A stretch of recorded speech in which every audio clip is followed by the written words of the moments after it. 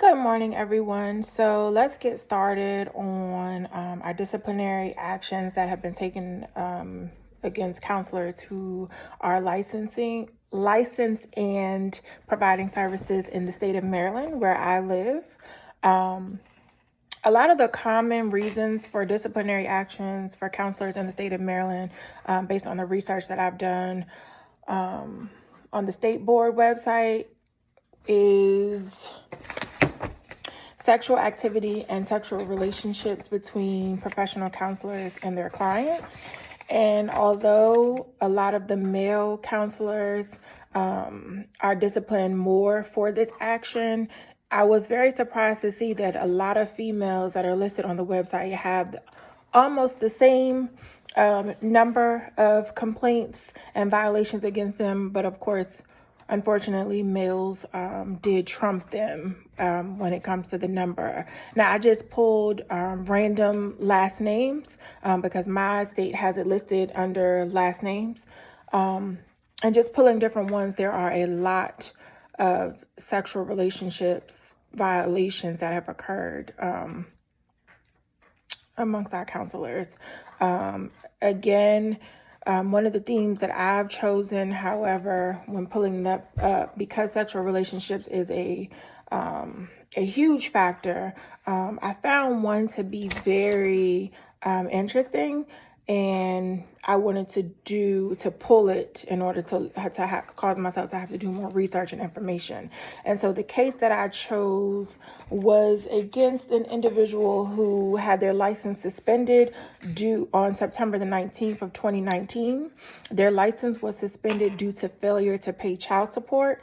The counselor owed an arrearage amount of $5,666. And because of this delinquent account, their professional license was suspended. What's interesting to me is that I did not know that these type of licenses could be suspended due to lack of child support. But in the state of Maryland, under Family Law 10.119.03, any type of license, business license, professional counseling license, regular driver's license, cosmetology license, any type of licensure can be suspended if a counselor owes child support. And there are several different other reasons that licensure can be suspended, but that was very interesting to me to see because I did not know that you owing child support could affect your professional license. So that was interesting to see and to pull up. The outcome of that case was the professional counselor was able to make those payments and pay the arrearage to a zero balance. And in December, their licensure was reinstated, and so they received a letter from the Board of Licensure letting them know that because they had met their financial obligations as it pertained to child support, that their license was reinstated. Looking at counselor impairment, I have a lot of different questions. I'm going to read what it says in the ACA Code of Ethics, which I used our textbook. And then in keeping in our time frame, once I read that, then I'm going to tell you one question that I had as it pertains to counselor impairment. And so basically, it's saying that professional counselors and individuals who are practicing in that category should be able to monitor their own impairment. And if for some reason they feel as though their impairment is affecting the work that they're providing to individuals who are seeking those services, then they should suspend themselves.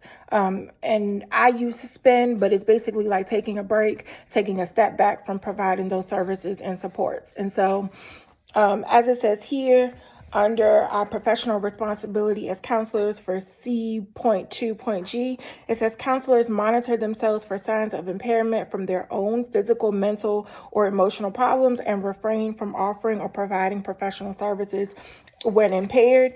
They are to seek, it tells us to seek assistance with our problems if we have impairment. And if necessary, we need to either limit, suspend, or terminate our professional responsibilities until we determine that it's safe for us to resume back to work. And so a question that I had after reading about counselor impairment, who determines when is a good time to return back to performing professional counseling duties. As we all know, all of us were created individually and uniquely. Although we are in the image of God, we are all created individually. And so we have our own thoughts and beliefs and opinions. And although we kind of like follow the same borderline behaviors of Christianity, we still view and have different views and opinions differently on different topics. And so reading that, it says that we as a professional counselor are to monitor ourselves. And if for some reason we need to step back. And so my question is, who determines, or what criteria should we follow when determining, okay, I'm realizing that there are some impairments that I'm having for whatever reason, and so I need to take a step back from providing services to my clients. Well, then what am I measuring myself up against to determine whether or not or when is a good time for me to return back to providing those services?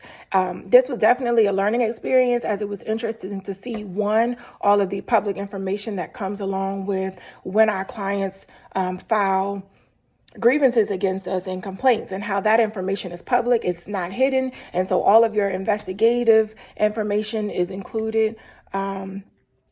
And the complaints and disciplinary action, all of that is public information for our clients to see, and then to see the different reasons why licensure can be suspended. And so if anyone wants to comment or provide feedback on the question as it pertains to when is a good time, or what am I measuring myself up against when it's time to step back in providing counseling services, it would be great to hear. Have a great day.